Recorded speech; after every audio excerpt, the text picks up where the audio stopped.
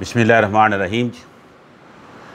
हमें बच्चों की तरबियत करते वक्त कुछ अमूर का ख़ास ख्याल रखना पड़ता है कि बच्चे किस तरह घर के अंदर परवरिश पा रहे होते हैं। जब एक ख़ानदान के अंदर कोई बच्चा पैदा होता है तो पहले 3-4 साल वो जिन हाथों में परवरिश पाता है, जिन लोगों के पास जाता है, वो उसके ननिहाल या ददियाल होते हैं। बहुत कम हमसाए भी उसमें इन्वॉल्व होते हैं, लेकिन ज़्यादातर ननिहाल और ददियाल उसके ननिहाल वाले ख़ुसूसी तौर पर, और उसका नाना नानी, उसके खालाएँ, उसके मामू, और स्पेशली उसका जो ददियाल वाले दादा दादी, उसकी फूफियाँ, उसके चचा, उसके ताया, उसकी चचियाँ, उसकी ताइयाँ, इन हाथों में वो बच्चा पहले 3-4 साल ख़ुसूसी तौर पर गुजारता है। किसी स्कूल कॉलेज में, किसी मदरसे में नहीं जाता, बल्कि 3-4 साल के बाद वो कुछ अपना टाइम स्कूल या मदरसे में गुजारते हैं। पहले 3-4 साल स्पेशली वो इन दो ख़ानदानों में, अपने ननिहाल में और अपने ददियाल में गुजारते हैं। हम में से बहुत से लोग बाज़ औक़ात, बल्कि अक्सर ये गलती कर जाते हैं कि उनका अपने किसी ख़ावंद का, किसी वो बच्चे के वालिद का अगर अपने ससुराल के साथ, यानी बच्चे के ननिहाल के साथ कोई क्लैश है, कोई मसला है, कोई प्रॉब्लम है, तो वो घर के अंदर उस बच्चे के सामने उसको डिस्कस करते हैं। तो तुम्हारा ननिहाल इस तरह से है, तेरा नाना इस तरह का है, तेरी नानी इस तरह की है, या माँ के सामने कह रहे होते हैं बच्चे की, बच्चा सुन रहा होता है, बच्चे की माँ के सामने कह रहे होते हैं, तेरा बाप इस तरह का है, तेरी माँ इस तरह की है, उन्होंने ऐसे बिहेव किया, उन्होंने इस तरह बिहेव किया, आए थे लेकर क्या आए हैं, उन्होंने हमें क्या खिदमत की है, बच्चा सुन रहा होता है। आप ये बात ज़हन में रखें कि बच्चा पैदा होने से पहले से सुन रहा होता है।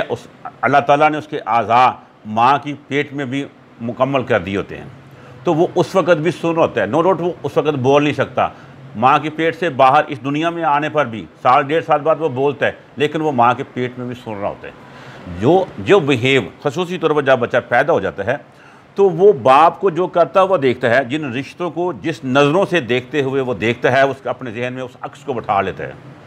वो जो बाप अपनी उस बच्चे की माँ के साथ जो डिस्कशन कर रहा होता है कि तेरे भाई ने ऐसा किया, तेरे बाप ने ऐसा किया, तेरी माँ ने क्या दिया, तेरे बाप ने यहाँ आए थे, ये क्या लेकर आए, वगैरह वगैरह, वो नफ़रतें, वो सोच जो उस ख़ानदान की दूसरे ख़ानदान में होती है, वो बच्चे के जहन में एक अक्स के तौर पर बैठ जाती है।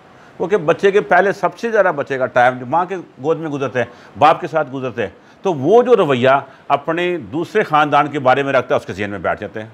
और समटाइम जब ऐसा क्लैश आता है तो माँ भी बात को सुना रही होती है कि तेरे भाई ने ऐसा किया, तेरी भाभी ने ऐसा किया, तेरे बाप ने ऐसा किया, तेरी माँ ने ऐसा किया मेरे साथ, आज मेरे साथ ये सलूक किया, आज मेरे साथ ये सलूक किया, मुझ पर जुल्म हुआ, मुझे ये नहीं मिला, मुझे वो नहीं मिला, मुझे ये सहूलत नहीं, मेरे साथ ये जुल्म हुआ।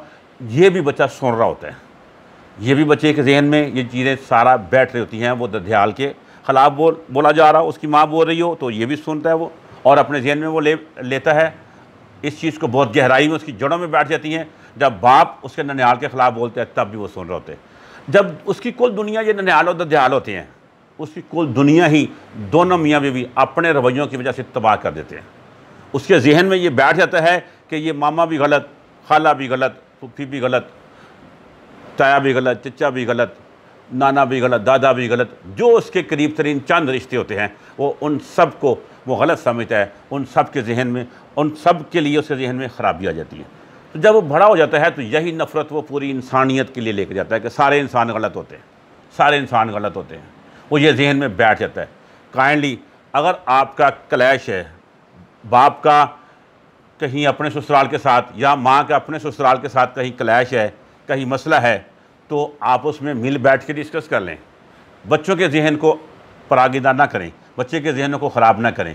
बच्चे के सामने उसका नाना रहने दें, बच्चे के सामने उसकी खाला का एहतराम रहने दें, बच्चों के सामने उसके मामू का रिस्पेक्ट आने दें, बच्चे के सामने उसके दादे को एक पर्सनैलिटी रहने दें, बच्चे के सामने उसकी दादी को एक शफ़क़त वाली दादी रहने दें, बच्चे के सामने उसकी फूफो को, उसकी चची को, उसकी ताए को एक मोहतरम रहने दें। खुदा के लिए अगर आपने इन बच्चों को मुस्तकबिल के लिए अच्छे शहरी बनाना है, एक बाइज़्ज़त अफराद बनाना है, उनको प्यार करने वाले, मोहब्बत करने वाले, चाहत करने वाले, खलूस बांटने वाले बनाने हैं, तो आपने इन बच्चों को के सामने उन रिश्तों के ख़िलाफ़ कोई बात ना करें, ताकि ये प्यार और मोहब्बत और चाहत लेकर आगे बढ़ें।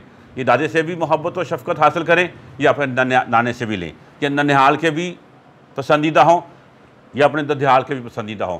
इस तरीके से ये एक पॉजिटिव, मुस्बत और बेहतर शख्सियत लेकर आगे जब बढ़ेंगे तो मुआशरे के लिए बेहतर होंगे। वो तमाम इंसानों को अच्छा जानेंगे, लोग इनको अच्छा जानेंगे। जब ये नफ़रतें लेकर आएंगे तो ये तमाम इंसानों को बुरा जानेंगे, लोग इनको भी बुरा बना देंगे।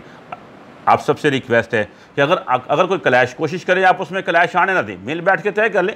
अगर फिर भी कोई क्लैश आ जाता है तो उस क्लैश को, उस डिस्टर्बेंस को, उस नफ़रत को, उस झगड़े को आप उन बच्चों के जहनों तक न लेकर आएँ। जिस बच्चे को अपने नंदहान और ददयाल, ये बुनियादी 2 रिश्ते हैं, अगर इन दोनों की तरफ से प्यार और मोहब्बत मिले, वो बच्चा अच्छी शख्सियत का, वो सोबर, वो आला ख़वास का हामिल बच्चा बड़ा होकर बनता है। अल्लाह से दुआ है कि हमें बच्चों की अच्छे तरीके से तरबियत करने की तौफ़ीक अता फ़रमाए। अल्लाह हाफ़िज़।